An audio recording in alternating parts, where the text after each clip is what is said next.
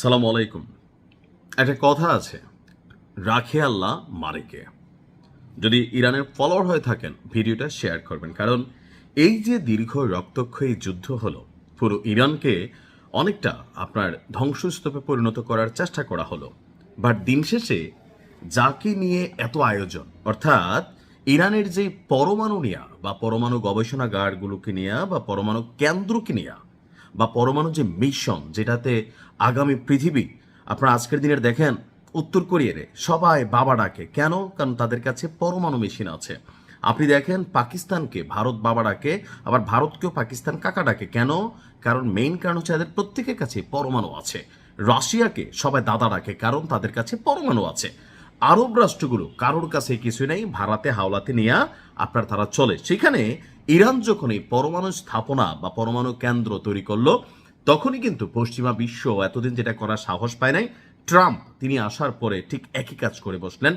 তো দীর্ঘ এই রক্তক্ষয়ী যুদ্ধ, এত আয়োজন, বিলিয়নস অফ ডলার ক্ষতির পরে ইরানের আসলে কতটুকু কি করতে পারছে আসুন দেখি। গেল দুদিন আগে আমাদের শ্রদ্ধেয় নেতা তার শেষকৃত্য অনুষ্ঠান হয়েছে, সারা পৃথিবী দেখেছে তার প্রতি মানুষের ভালোবাসা কত। এখন সম্প্রতি ইরানের পরমাণু প্রকল্পগুলোর বর্তমান অবস্থান কি, যেটা আমেরিকা অনেক ক্ষেত্রে দাবি করছে গুড়াই দিছে পুরাই দিছে, আসুন দেখি। চাঞ্চল্যকর তথ্য প্রকাশ করেছে পশ্চিমাদের গণমাধ্যম, অর্থাৎ আমেরিকারই গণমাধ্যম সিএনএন। ইরান পরমাণু স্থাপনাগুলোকে অনেকাংশেই পুনর্নির্মাণ করে ফেলেছে, অর্থাৎ যে ক্ষয়ক্ষতিগুলো হয়েছে সেটাকে পুনরায় রিবিল্ড বা রিকনস্ট্রাকশন অথবা পুনরায় গঠনের জন্য যত ধরনের প্রক্রিয়া আছে সবার চোখের আড়ালে তারা কিন্তু এই কাজগুলো চালিয়ে যাচ্ছে। স্যাটেলাইট চিত্রে ইরানের পরমাণু স্থাপনায় পুনর্নির্মাণের আপনার দৃশ্য উঠে আসলো। প্রতিবেদনটি বলছে ইরান তাদের পরমাণু স্থাপনাগুলোকে পুনরায় নির্মাণ করছে। Institute for science and international সিকিউরিটির সহযোগিতায় সিএনএনের বিশ্লেষণ করা স্যাটেলাইট চিত্রের ভিত্তিতে এই তথ্য প্রকাশ করা হয়েছে। যদিও ইরান যথেষ্ট আপনার গোপনে এই কাজগুলো করে, কিন্তু তারপরেও ওই যে পশ্চিমাদের স্যাটেলাইটের মাধ্যমে অনেক কিছু হয়তো তারা এখান থেকে হয়তো বুঝতে পারে বা বের করতে পারে। প্রতিবেদনে আরও বলা হয়েছে এসব চিত্রে এমন ইঙ্গিত মিলেছে যে ইরান জুনে যুক্তরাষ্ট্রের সঙ্গে স্বাক্ষরিত সমঝোতা স্মারক লঙ্ঘন করে থাকতে পারে। এটা হইতে পারে নতুন একটা যুদ্ধের জন্য এই প্রতিবেদনটা। এমনকি চলতি সপ্তাহের শুরুতে প্রেসিডেন্ট ট্রাম্প সমঝোতা শেষ হওয়ার যে ইঙ্গিত দিয়েছে, এটা একটা কারণ হচ্ছে ইরান তাদের পরমাণু স্থাপনা রিবিল্ড করছে।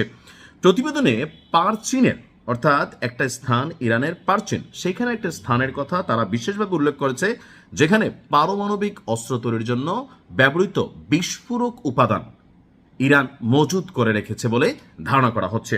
এছাড়া ফেব্রুয়ারিতে ইরানের বিরুদ্ধে যুক্তরাষ্ট্র ইসরায়েলের যুদ্ধ শুরু হওয়ার পর ওই এলাকাটিতে যুক্তরাষ্ট্র এবং ইসরায়েল একাধিকবার অভিযান চালালেও তাদের যেই পারমাণবিক মেশিনের যেটা হার্ট, সেটার কিন্তু আসলে তেমন কোনো ক্ষতি করতে পারে না। আমরা তখনও দেখছিলাম যে বলা হচ্ছিল যে ইরান তাদের পারমাণবিক যেই মানে মেশিনগুলা বা ধরেন যেই মানে উপাদানগুলো সেগুলোকে তারা আগেই সরিয়ে রেখেছিল।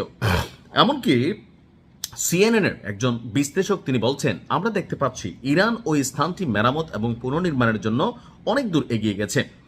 অভিযানের ফলে বা হামলার ফলে তৈরি হওয়া গর্তগুলোর উপর অস্থায়ী ঢাকনা বসানো হয়েছে। আর এই সমঝোতা স্বাক্ষরে আপনার যে সময়টা ছিল, এই সময়ের মধ্যেই তারা এটার মধ্যে কাজ করছে। কংক্রিটের ট্রাক দেখা গেছে।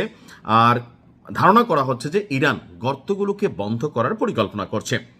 পিক্যাক্স মাউন্টেনে অবস্থিত আরেকটি সন্দেহভাজন পরমাণু স্থাপনার সাম্প্রতিক স্যাটেলাইট চিত্র, যে টানেলের ভিতরে, অর্থাৎ ইরানের যে পারমাণবিক আপনার মানে কি বলা হয় যে স্থাপনাগুলো, এগুলো অনেকগুলাই ম্যাক্সিমাম যেগুলো গুরুত্বপূর্ণ এগুলো টানেলের অত্যন্ত গভীরে, যেন বড় ধরনের কোনো অভিযান হলে এগুলো সুরক্ষিত থাকে, যেটা ছিল সেই রকম কয়েকটা জায়গায় ট্রাকের চলাচল দেখা যাচ্ছে। সেখান থেকে বোঝা যাচ্ছে ইরান কাজ করতেছে। আর এই দৃশ্য দেখা বা যাই না ট্রাম্পের নিশ্চয় মাথা অনেকটা আউলাই গেছে, একটা অ্যাকশন দিয়ে বসছিল। ইরানও পাল্টা 85টা অ্যাকশন কিন্তু দিয়া বসছে, অর্থাৎ খেলা হবে।